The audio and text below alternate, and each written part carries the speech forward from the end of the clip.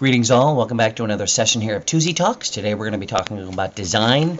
We're getting a lot of our information out of Livy and Stockwell's textbook here called Dimensions. Today we're going to be looking at actual design. We as language teachers, as TESOLers, we're also involved in designing materials, and more specifically for this discussion, designing call-related materials. So we're going to look at language learning tasks and of how we incorporate things into the classroom and what types of skills we focus on when we're developing a computer-assisted language learning tool. We'll also talk about some different perspectives, how we incorporate it from a teacher perspective or a student perspective, and following. Let's jump right in here and take a look at just some of the introductions. First thing that I wanted to talk about is to recognize the importance that we as teachers are, well, in my opinion, by default, we are materials designers. We design materials to suit the needs of our students. And a good language teacher is going to be creating materials out of things that people may have already made, but also our own stuff. And we're creating a repository of materials that we can use over and over again. Now, when we're dealing with technology, we're doing the same type of thing. We're building materials, but we're using technology in the process of building it. And we may use technology to build it, but we may also be incorporating technology when we build it. And so something that, in my opinion, is kind of hard to separate the designer from the teacher, especially as we move forward into teaching because of the tremendous growth and incorporation of technology into our courses. So we need to recognize that these people out there who are designers, they're going to be techies as well. They're going to be teacher techies, or they're going to be linguist techies if they're going to be more involved in research. That's just the way it's going to be. It's just moving in that way a little more now, but that's the way it's going to be in the future. We're going to be designing materials. Obviously, it behooves us to have a foundation in design and in technology and in language when we're doing this. An approach to designing call-related materials is multifaceted because there are so many different levels and things that we can be working with. So there are many different aspects that can come into this, just the variety of tools that are there, whether it's visual or audio or interactive, or whether it's a presentation, whether we're recording things as they go along. What are the specific needs of our students? That all would be another facet that's involved. So when you're designing something, the elements that are involved, the layers that are involved in developing is quite thick. And we need to recognize that as we're planning on developing something. Also means that we use a variety of approaches. Your typical researcher, linguist researcher, is going to take one approach, and it's going to be kind of narrow as he's building and planning his research project. For a typical language teacher, they may try to pull in a variety of different approaches in the development of whatever activities that they're doing. Excuse me. So it's not typical. It's not typical as far as a researcher is concerned. Now, when you're trying to develop these things and you go out and you research other people, you're going to realize there are a variety of people out there who are doing research in these areas, who are developing materials in these areas. So you're going to be able to go out and see things, explore the different ideas, the different people who are out there playing with these technologies, trying to incorporate them into language learning tools and activities. Many experienced workers that are out there. It's a big advantage for us, provided we go out and we find them. Okay? If you're going to be a language teacher who sits back and just uses one book, you're never going to see those people. But if you go out and you explore that stuff, you're going to find a lot of very experienced linguist techies, researchers, language teachers who are trying to incorporate and play with this technology to find ways to make it useful into our classes. Let's move on to some of the things that we can do with the technology. Right? Well, what is a language learning task? Task-based language teaching comes from maybe about 15, 20 years ago at most. It's a relatively new idea. And so we're going to look a little bit about what this idea of a task is. We may have talked about this earlier. Anyway, a task is a job or an objective that students have. They're going to want to learn to try to complete something. They're going to want to be able to complete a task. any number of tasks that are out there, obviously. But when you create a task, there are some minimal requirements, right? Things that should be included in a task. One is that a task should have multiple solutions. Okay, so immediately you recognize, hey, we're not dealing with, multiple choice questions, or there's only one answer to this puzzle, right? There are multiple avenues that can be accomplished to get this task done. Okay, so there's multiple solutions. Whatever you're doing, it should be interesting to the students. They should say to themselves, hey, I like this activity. I want to get involved. I want to learn more. I want to complete it, right? It's interesting to them. It should be collaborative in nature. Things that you're doing with your students or the things that students are doing with each other should require them to want to work together, right? Maybe it's a project that has, again, multi-layers or multi-segments, and you break them up and have them do those multiple segments. Now, that does not mean, this is me now talking, that it can't be competitive, because it can be competitive. Nothing wrong with competition, but nothing wrong with cooperation. So you could do both, collaborative as well. Since we're using technology, you might as well take advantage of the technology and use multimedia. Make sure that you're using sound and video. Nowadays, technology is moving faster and faster. It's going to be easier and easier to do that. So use multimedia. Try to use multiple senses and multiple skills. Materials that you're creating, this task that you're creating, should include, listening, speaking, reading, and writing. Make them go out and do something. Make them go out and find something. Make them go and ask somebody something as part of the task. Right? Use as many senses as possible. Use as many skills as possible. Maybe they have to write up something. They've got to write a menu or an invitation, or they have to create a presentation. Whatever it is, use as many as possible. And lastly, make sure that the task is challenge to them, something that they want to go out and be able to do. Additionally, you should make sure the task is authentic. Authentic is a big word in TESOL. Not wanting to belittle the word, but I see it everywhere that I go. Authentic. Make sure that it's authentic.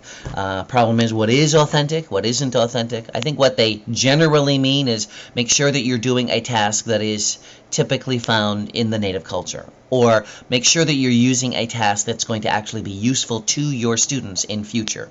Whether it's planning a party or organizing a class project, doing some type of a research project, writing up a resume, sitting down for an interview. The task should be real for them in future. It should be useful for them in future. Make sure that your task has a goal. Make sure that it's output oriented. Some type of measurable goal. Okay, that way they know they've completed the task, right? You should incorporate real and natural interaction.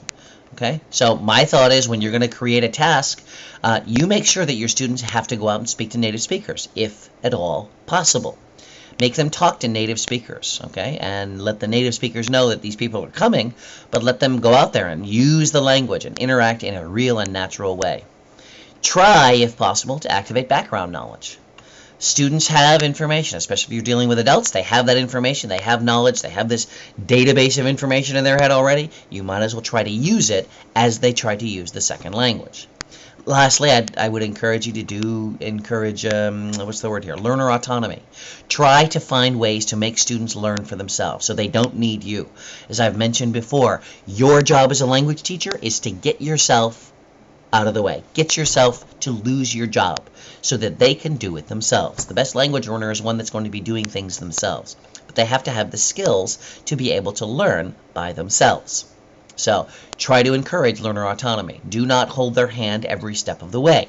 Make sure that you give them some room so they can go out there and try for themselves. And yes, possibly even fail. This list right here is very reminiscent to Gass's interactionist theory, where you have these types of elements and you want them to interact. Okay, this is more than just input, which would be more Crashonian in nature, where they have input that's coming. And this is where a step further, where they actually have to interact with the language in order for them to acquire it.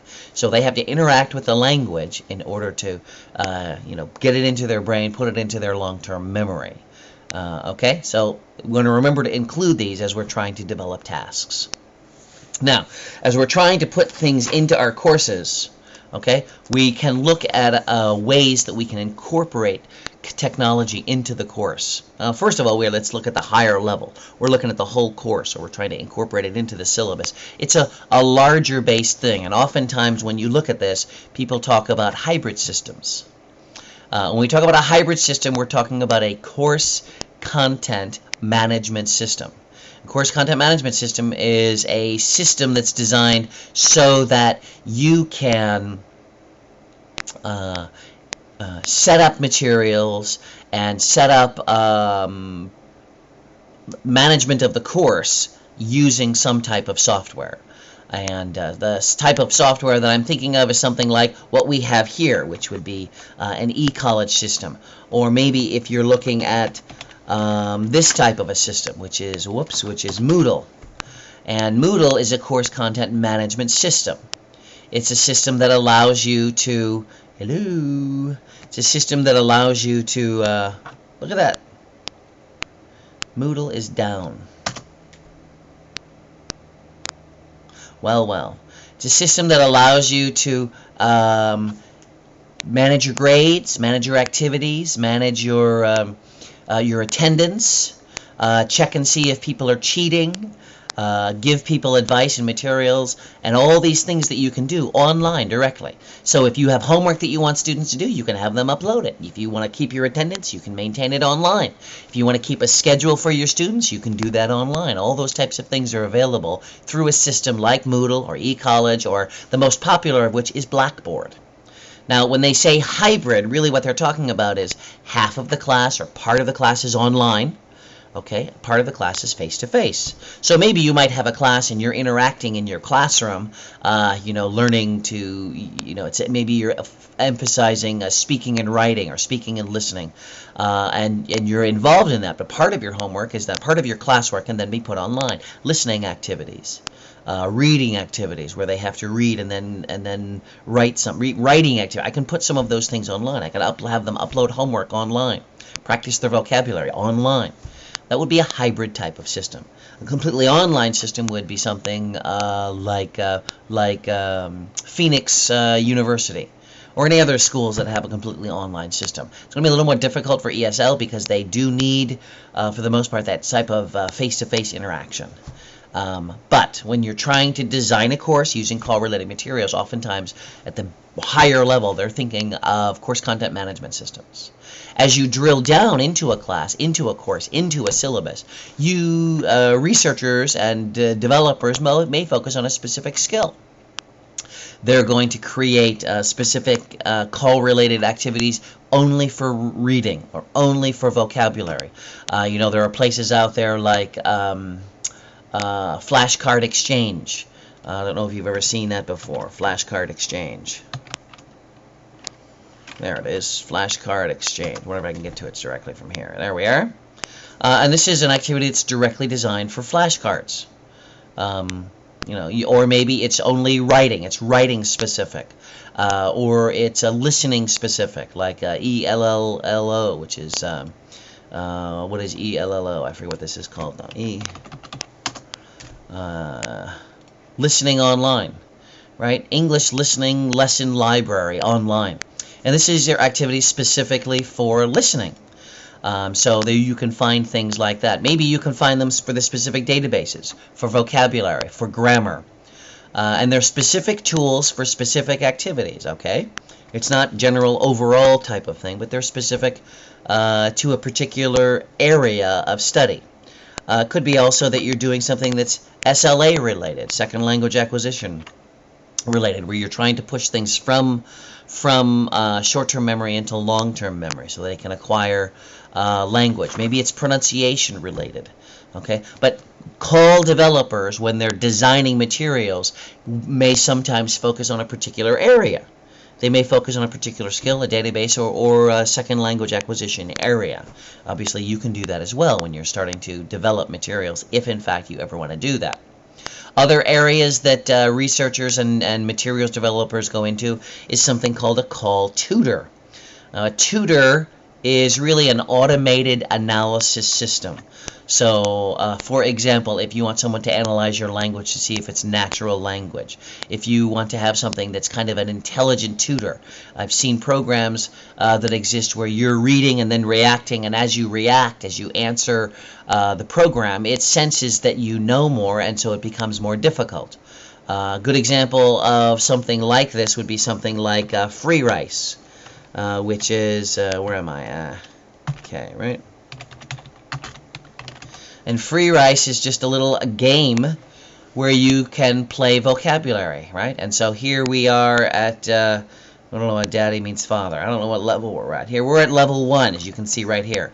But as we continue to play the game, okay, the level will change. Release means let free, okay? I'm still at level 1. Papa, father. Now I've gone to level 2, right? This thing can go way up. You can go up pretty high. You can go up to level 34, for example. And slowly, by the way, it just becomes more difficult. Becomes more difficult for the learner. And as students make mistakes, it goes back, okay? It's this intelligent type of system. A tutor assistant can help with a variety of areas. Oftentimes it's dealt in writing or vocabulary, but it can also work in areas of pronunciation. And so they have people working there trying to create these intelligent tutors to help people learn language. You may be interested in employing or designing such types of call-related tools. They also talked about electronic tandem resources. And tandem is simply two things working together, like a tandem bike, if you've seen the tandem bikes. Well, this is tandem reading and writing, oftentimes used by email, where people are reading and writing in 2 different languages, again, to help each other out and help them learn language. I'd never even heard of this phrase tandem reading until I read Levy and Stockwell's textbook, but it certainly does make sense. Some teachers are not going to like that because they feel that they want students to focus only on the one language and not both, but it certainly is a good tool that you can use when you're trying to give extra support, you're trying to give the extra scaffolding for your students. Note, okay, call is becoming more complex. Computer-assisted language learning, in the past it was, some type of activity in Word or some type of activity that you could make out of JavaScript. Now things are becoming more complex. There are more things that you can be doing with it, right? And we need to recognize the dynamic nature of the hardware and the software, and in addition, the dynamic nature of users. As people use this technology more and more, they're going to become more savvy with how it works, and how to use it. I had a student the other day come in and show me a site on YouTube. And they had gone to YouTube and they were watching, I don't know what they were watching, but as they were watching YouTube, let's see here, ice skating, I don't even know what this is, but as they were watching, they could turn on, where is this, settings, later, is it in here? No, not in there. They could turn on, let me go find my own. They could turn on, there we go. They could turn on closed caption. Greetings all. Welcome to a little training session that I've set up here for those of you who are doing the eCompanion grant. So it's and on. You wanted to get training in these 6 areas. I'm going to try to look through these 6 areas. The 6 areas that were on the grant are these 6. Okay. Making and using you see that you see it there now showing up. Automatic. I was like, I didn't know that. Well, people become more savvy using technology, and they get to realize, oh look, there's closed caption. They can do it themselves. And we thank YouTube for having that thing in there, but they're becoming more savvy. So is the software, so is the hardware. That means that developing things is going to become more designing call-related activities can become more complex. That's a plus and a minus. It's a plus because we've got more at our disposal. Okay? It's a minus because we need to know more. Okay? Just to let you know, call is a big thing and it's growing, but we need to know more in order to use it. It's not the same teacher as there was 20 years ago.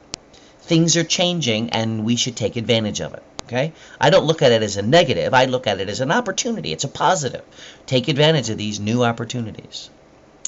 All right, we should take a look at some of the different perspectives when you're including call.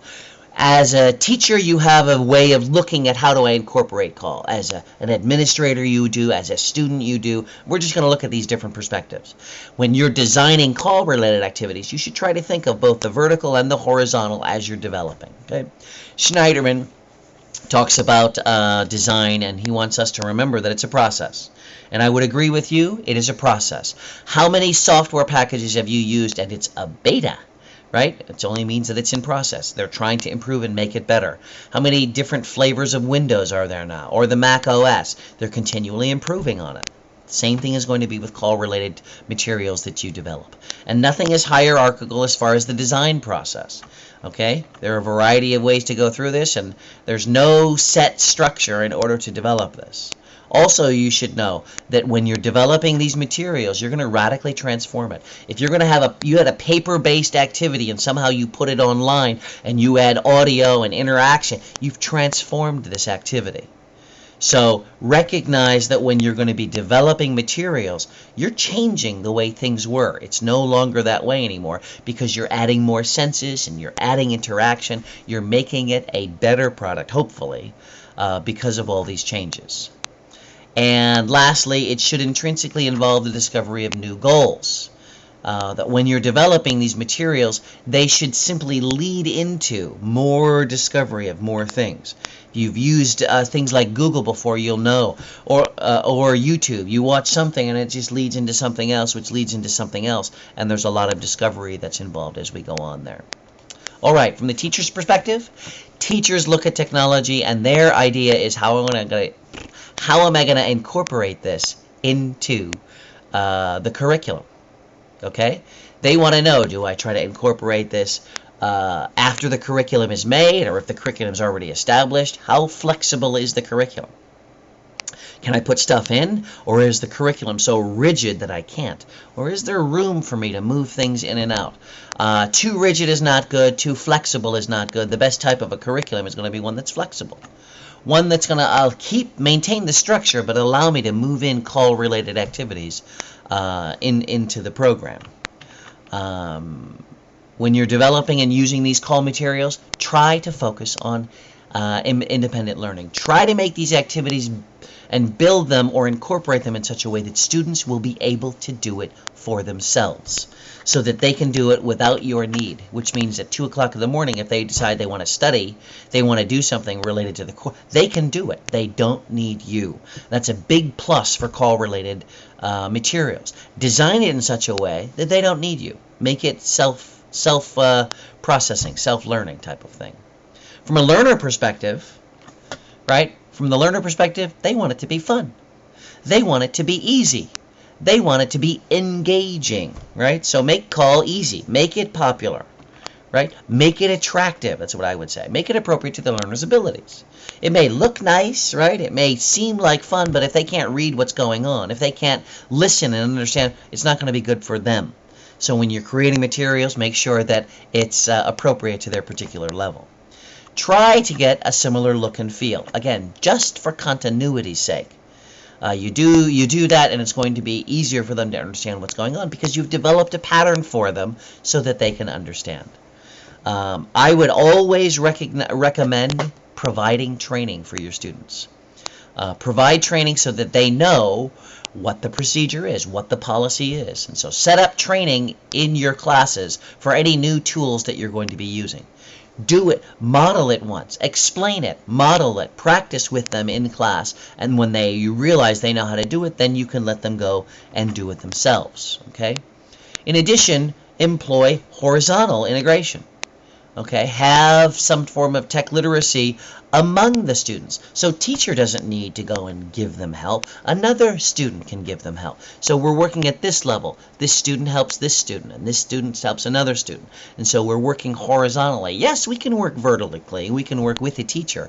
But if students are helping students, you've got greater negotiation, greater use of language, and it's going to be better for them, especially if they stay in the target language. So use students to help each other to expand the process.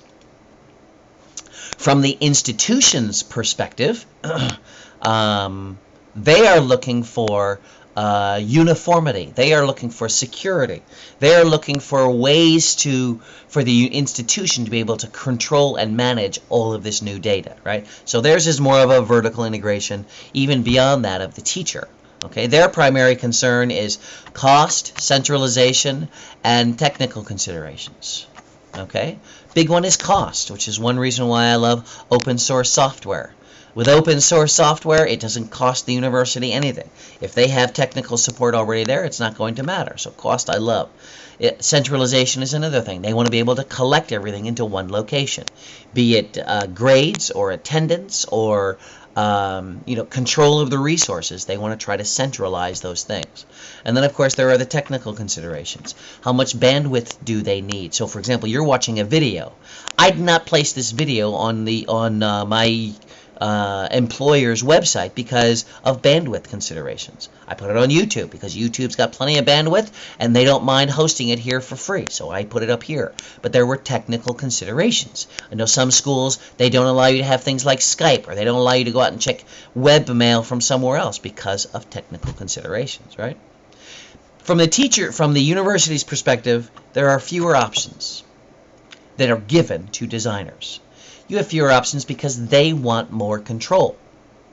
The university has a greater emphasis on course content management. Okay, they want more control, but that means that as a designer, I have fewer options. I ask the university's Blackboard manager, hey, I would like this feature. Can you set this up for me? And their answer is going to be, link it into your class, but you can't have it in your class directly because they are limiting what's going on in the class. Okay, now, that's not bad. That's just their perspective. They want more control. As a designer, you want more control to be able to manage and set up your stuff. Okay, it's just a different perspective. We need to recognize that when we're looking at things and trying to be designers of call-related materials. Some recap: keep the focus on developing developing call-related materials. Keep that focus on your learners. What's best for them? What is going to be good for them? How is it going to help them learn? Yes, it may be, you may be developing a tool that makes it easier for you as a teacher or for an institution, but your focus should be on the learner. They're the ones that are actually trying to learn language. Some other things to remember, right? Remember the user's needs, their expectations, their limitations. Okay? Remember to try to include measurable goals. Always better to include measurable goals because then you can test them. Okay? You can do research off of them if it's a measurable goal. Okay? And the big word there obviously is measurable. What is measurable? Things that you can actually assign numbers to, right? You should also be sensitive to the learner's characteristics, their learning context. What's their age? What's their either technological prowess? What's their first language ability, right? Where are they learning? Are they close? Are they far? We need to understand what all these things are, and the more we understand them, the better we're going to be able to design things. There was a movie written years ago entitled Patton. Patton was a U.S. general during World War II who fought in Africa and in Italy and other parts of Europe. He was renowned for being a relentless fighter.